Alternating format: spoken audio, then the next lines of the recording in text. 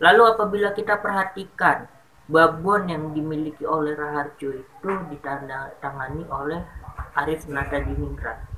Kemudian babon antara babon Raharjo dengan babon Arif ketika kita telaah secara bersama itu memiliki sebuah kesamaan, yaitu sama-sama bermuara ke Gimuda.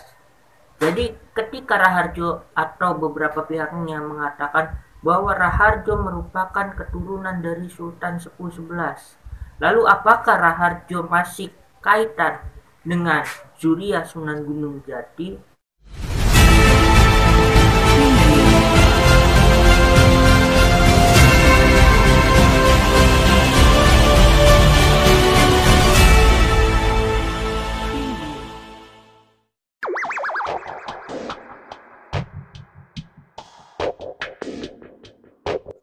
Baik sedulur-sedulur separa kancah Wadiabala dimanapun Anda berada.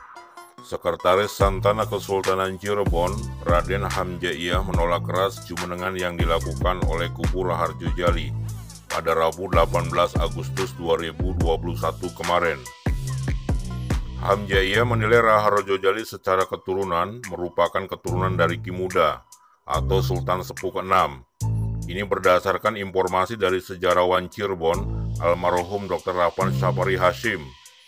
Menurut sejarawan saja sudah jelas siapa Gimuda sebenarnya. Turunan Kanjeng Sunan Gunung Jati itu berakhir di Sultan Sepuh ke-5. Setelah itu bukan lagi keturunan dari Sunan Gunung Jati. Hamjaiyah juga sangat menyayangkan adanya keluarga yang berpihak kepada Raharjo Jali dan berharap segera dibukakan pintu hidayah untuk saudara-saudaranya tersebut. Dirinya berharap saudaranya bisa lebih memahami mana yang terah keturunan dan mana yang bukan. Saat dikonfirmasi MMTV di Mabes SKT Cirebon, Jumat 20 Agustus 2021, menurut Hamjaiyah, solusi yang tepat untuk menyelesaikan permasalahan di Kasepuhan adalah Keraton Kasepuhan harus dikosongkan terlebih dahulu. Setelah itu dilakukan audit oleh pihak pemerintah. Kemudian, pihak pemerintah menjadi mediator atas permasalahan yang terjadi di Keraton Kasepuhan. Ada atau tidaknya sultan di Keraton Kasepuhan sebenarnya tidak mempengaruhi pada perekonomian dan kehidupan masyarakat Cirebon secara keseluruhan.